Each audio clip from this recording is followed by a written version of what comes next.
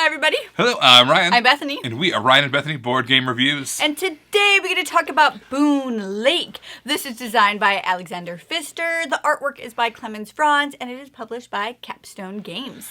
This is a very, very expansive game. You are literally kind of expanding out the area around Boon Lake. So you're going to have these people that kind of go there. They're going to turn into villages, which they're going to turn into cities. You've got cattle that you're going to be ranching and kind of herding and those kinds of things that are going to get you a lot of victory points. I would say that Alexander Pfister is known for those big, expansive games. This one is no exception. There's a kind of a lot of rules going on in this game. I can't give you the whole overview. I can't give you a full rules teach because this would be a 2-hour-long video. Yeah. But let me give you a quick overview, kind of some highlights that I want to show you so that you kind of understand what we're going to be reviewing about.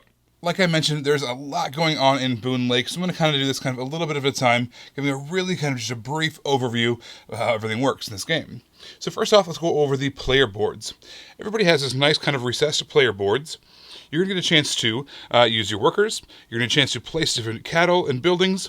You also, when you have on the actual main board, you're going to place these workers. Then you're going to get a chance to use them to upgrade to these houses, and then you're going to upgrade those houses into cities. The more things you place on the board, the more things you're going to unlock, like such as income during the income phases, and points at the end of the game as well. The main way you place a lot of these things on the board is actually by spending your workers. The workers that you have over here, you spend them, put them back into your supply to show that you've spent them, and that's how the majority of those pieces are going to be played. The more expensive and the more rare the item is, the more workers it's going to cost. Over here, we have this lever system over here. Basically, what you're going to do is you're going to pay the prices that are on those levers in order to place one of these on that spot.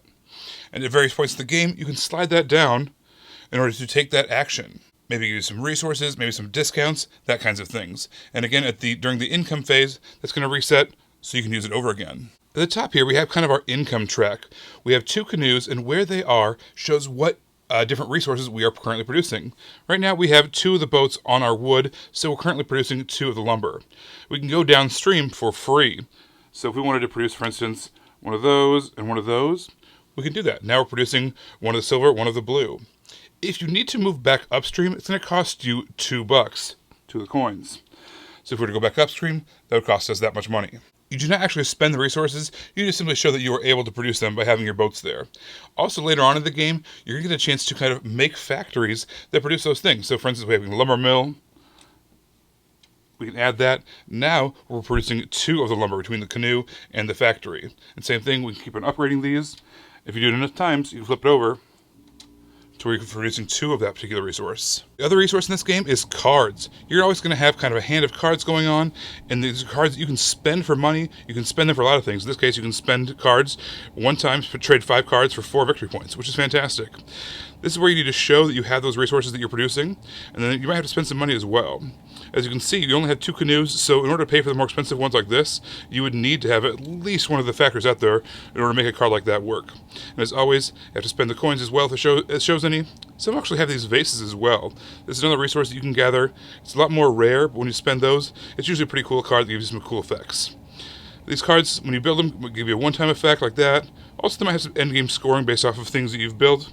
And then also some cards have this green bar up at the top there.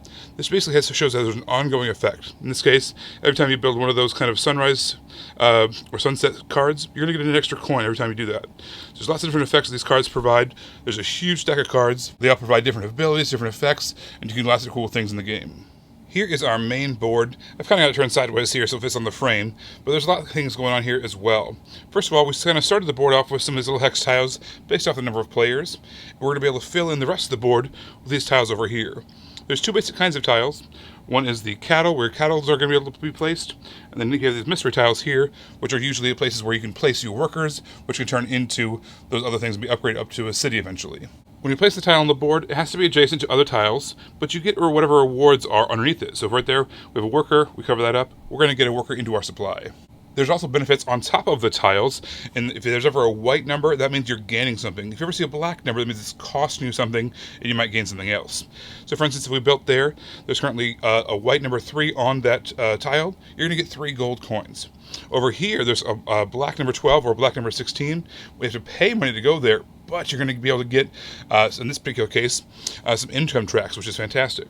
We have 2 separate income tracks, one for money, one for cards, and the further down you go on that, every one time we have one of our interim scoring phases, you're going to be able to draw a bunch more cards or get some more money. And the further down you go on the track, it might also provide some victory points as well. The track works a little bit different based off the number of players, but essentially we're going to kind of go down the river here. Once we get to this part right here, we're going to turn left. Once you cross that bar, there's a whole interim scoring phase. You go through this, you get some extra abilities, you're going to get some points based off of these tiles, your income tracks. You're going to be able to get some points based off of your levers that you've placed if you haven't used them, and then reset kind of the board a little bit. Then you kind of loop around over here, and again, based on the number of players, you're either going to go up or over, but you're going to kind of loop around again, and then once you finish the game by going down that way. Once someone has landed on that final spot, the end of the game has been triggered. Basically, you're going to finish till every player has an equal number of turns, then you're going to do an interim scoring, and then you're going to do a final scoring. At the end of all of that, whoever has the most points wins the game. These tiles over here are very important. I don't really want to go into them that much detail.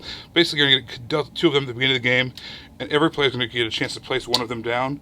And what they are is a way to get points every interim scoring by having to meet certain thresholds. So you're encouraged to build up and diversify in different areas over the course of the game. But then also, instead of playing one of the cards later on, you can do this top half ability, which usually provides you with more workers, some income, and points. They're all very different, so I don't really want to go into a whole lot of detail about them, but when you're actually playing the game, this is an important part of the game you do not want to forget. So I've gone over our player board and now the main board, but how do we actually take our actions? Let me show you. Here is our action selection track. Basically, on your turn, you're going to be able to choose any one of those actions, one of those little strips of actions there, and do whatever it says. And also, the second half of the card, second half of the tile, other players are going to get abilities as well. The higher up it is on the chart, the more distance you're going to be able to move on the river track, and you get certain benefits from that. But what happens is, you remove it, you do the action, when you're done, you slide it up.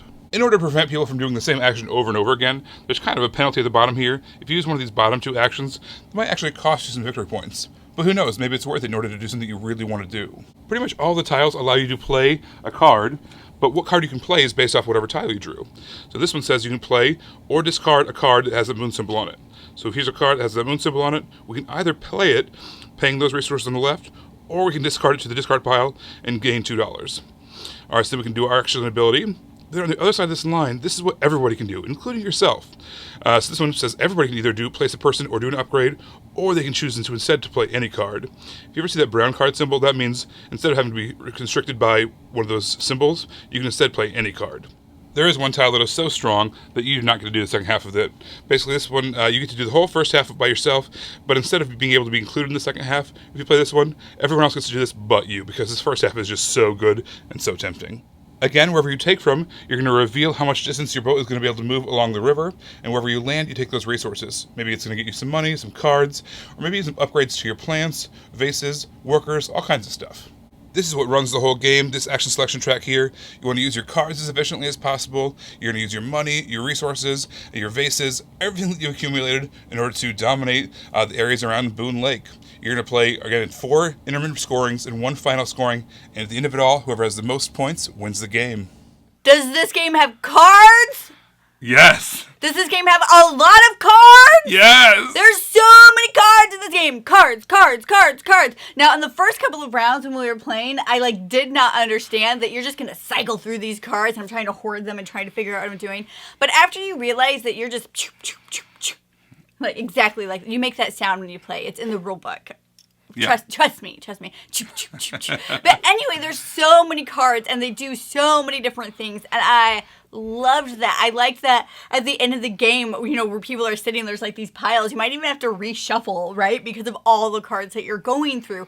And I just like how it's not, in some games you get that one card and you're so happy you got it out of all the cards in it. There's, duplicates. There's a few, not a lot, but you get the idea and you get all these things and you shuffle through, and it helps give you a little bit of focus to do this, gives you what you want to do for a couple of turns until you get rid of it. Cards!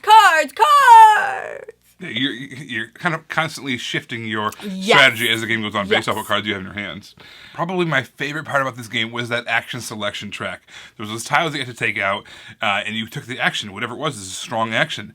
Every single one of them was strong. But then everybody, including yourself, gets to take a secondary action as well, which is usually some kind of variation of that. So every single time, every single player is involved on every single turn, which is fantastic. It also revealed how far you were able to move along down the river track, and you unlock all kinds of abilities from that as well. So kind of multi-use purpose on this action track. Everybody's involved. All the actions were strong and cool. I love those kinds of games like, let's say, Puerto Rico or Race for the Galaxy. This probably did it even better than those as far as everyone being involved on every turn. What a cool mechanism done expertly. I felt like this game was well balanced at all player counts, save solo, because I can't speak on that. So just asterisk everything I'm going to say and know that solo is not in there. See if Hexy Beast will do this solo, and then you'll actually know what's happening. But you got this, Johnny. But anyway, I thought it played so well at all player counts. I didn't feel like there wasn't like too much or too little happening at 2, 3, or 4 player counts. And you're still cycling through. You're still seeing all that stuff. The amount of time it took you to play felt like nothing. Like, so the first time we played this, learning it, 4 player count, what do you think it took? Like 3.5 hours? 3.5, yeah. Yeah, 3.5 hours. It felt like an hour. It was just like incredible because everybody's involved in every turn, right? So you're not just sitting there waiting for it to come back to you. You're all involved. You're all trying to do the same things at the same time and doing all that stuff. And because of that is also why I think it worked well at all player counts, save solo. Yeah, even afterwards when we were playing, we were all just like, wow, I love that. Just Yes. one of those games that just, usually Euro You're games. like excited when people do something awesome. Like, that's so cool. Usually after Euro games, you talk about like a cool move that somebody did. Like, great job getting a lot of points, after, the more like thematic games, you're like, wow, I can't believe the monster came out of nowhere. And this gave those kinds of stories, but about a Euro game, which is a great sign. Everyone's like, wow, that strategy really paid off. I can't believe you were able to do that. Wow, this is amazing. And then we just talk about it. Next time I want to try this strategy. Next time I'll try this strategy. Because there's just so much there. And speaking of so much there, this game is chock full. I don't think, Bethany, you had ever picked up the box until we were getting into this review. And you picked it up. And you're like, there's a ton of stuff in this box. It's just chock full. Bethany already mentioned tons and tons of cards. But not only that, there's these recessed boards, which are fantastic. This mega huge main board. All the wooden pieces, tons and tons of cardboard tokens, all the different scoring tiles. There's just tons of stuff in this game. We're literally looking like inside the box right now. It's like all the stuff. Yeah. Spoiler, this is not the real box. It's the real box lid. Yeah. Yeah.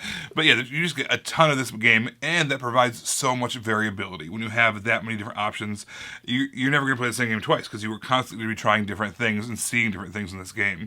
I will point out that the rule book was, as with all these kinds of heavier style games, a challenge to learn cold out of the rule book. But, it worked, and we were able to overcome it. But there were some things that we had every time we played, I felt like we learned one more thing that we'd done slightly wrong. Like, we'd flip open the rule book and just kind of glance at it and be like, oh, you know what? We did that a little bit wrong, Yep. And because even in the middle of our first game when we were scoring, like in between rounds, like we scored one way and then we realized the second round we had scored it wrong. But when you do that, you just keep doing it the wrong way the entire game. And tweaking the next game. Yeah. Yeah, so that's kind of one of those things that you have to be aware of when you're learning one of these bigger games, just like Boon Lake. You have to be aware that there's going to be some subtle rules that you're going to miss. That's okay. Move on, relearn it, and next time you play it, then you kind of dial it in. And every time you play it, you get closer and closer to the real game, which I feel like after a bajillion games, we finally arrived at. We played the real game. We did it. Yeah. This game was great. Oh my gosh, I really like this. And I feel like this is a game that could potentially, we actually have never done a top 100. We did a top 50, right? But we've never done a top 100. And I feel like this might land somewhere in there. If you're interested, spoiler alert. If you're interested in us redoing our top 50 or even just expanding to a top 100, let us know in the comments below, just if you're interested in something at all like that. But that's how much I enjoyed this game.